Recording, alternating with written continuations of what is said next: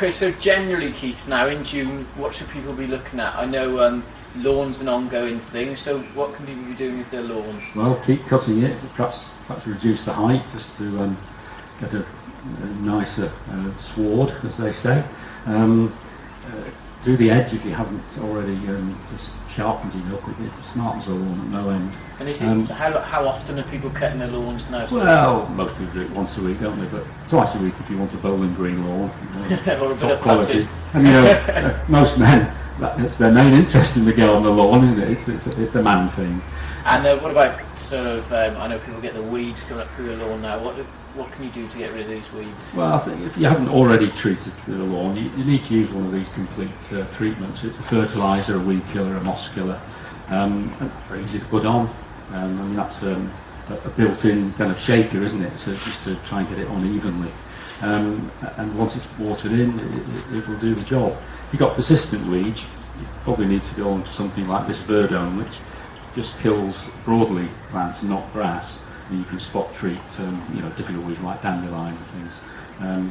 It makes them grow very quickly, so for the first couple of days you wonder what you've done, but they kind of just grow so quickly they eventually then give up. So keep working on the lawn, because it's a very important part of most people's gardens.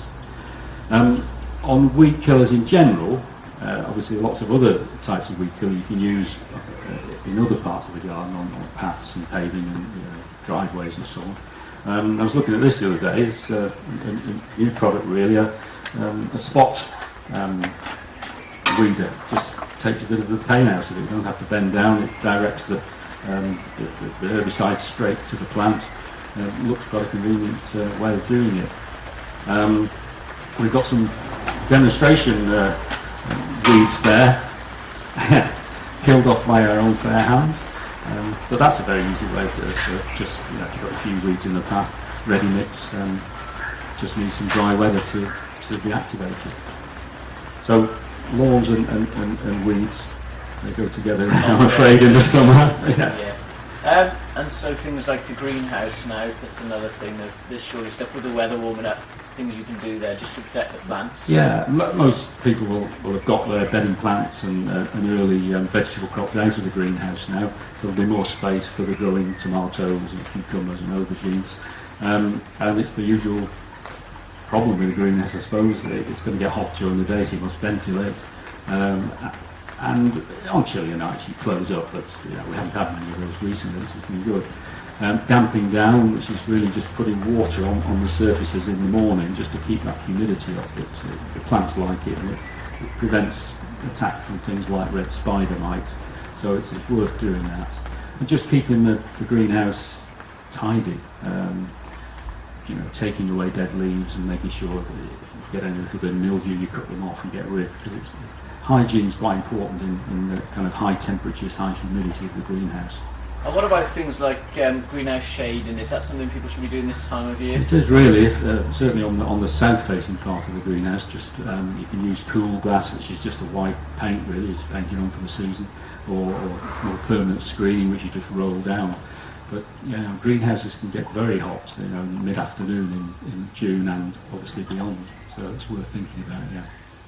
And then any other general things in the garden, things, anything to do on the ponds this month? Well, I think most ponds, the difficulty in June is algae, because it's warming up. The lilies probably haven't formed a very good cover. They're excellent at keeping algae down, lilies, but until they've covered a third of the pond, half the pond, they're not truly effective. So a lot of people will be scooping off blanket weed or maybe even duckweed. You just got to do it. Just and there's various treatments for these type of things, and they're not harmful for the fish or anything. There's a lot more than there used to be. So there's a whole range in our aquatics area of chemical treatments. Personally, I like to try and do it naturally, but sometimes you have to revert to that. And it's also a great time of the year now for the birds as well, so just things like maintaining bird tables and... Yeah, watering, providing water, it's particularly if we get a dry spell, which I hope we will soon. So fresh water daily is quite important, and you'll see a lot of the young birds as well coming down to drink and bathe for the first time. And I keep feeding, not whole peanuts, that's that's quite dangerous for young birds. But the peanut feeders or fat balls, seed mixers, you'll get a lot of young birds in the next few weeks. We've got a great hits at the moment on the fat balls, and provide great entertainment to us. So keep feeding the birds, I would. That's brilliant. Well, thanks very much, Keith. That's a lot to do now in June. I told you, on the rest of the was. garden. No, that's brilliant. Thanks very much. Good.